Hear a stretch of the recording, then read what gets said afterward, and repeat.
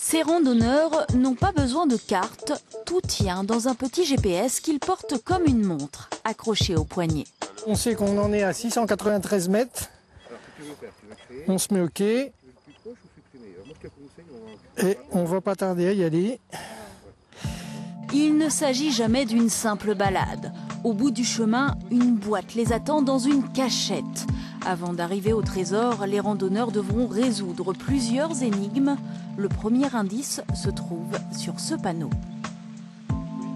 En fait, ça nous servira pour trouver les coordonnées GPS du point final. Donc à chaque étape, on a un indice à trouver qui nous servira pour la fin.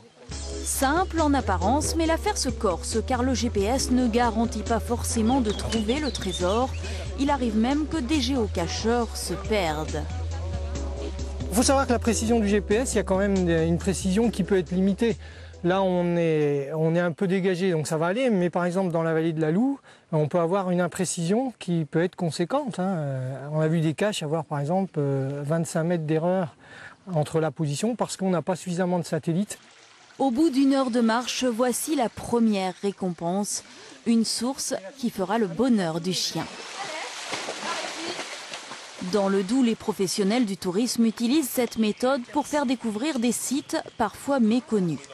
La fameuse boîte, elle, contient toujours quelques babioles amusantes et un carnet prouvant que vous avez trouvé le trésor. Ça nous permet tout simplement de faire monter un petit peu l'adrénaline en disant on va le trouver, on va pas le trouver, et puis on est super content quand on le trouve. Le safari ne dure qu'un week-end, mais les cachettes, elles, fonctionnent toute l'année. Pour jouer, il suffit d'aller sur le site internet et bien sûr d'un GPS.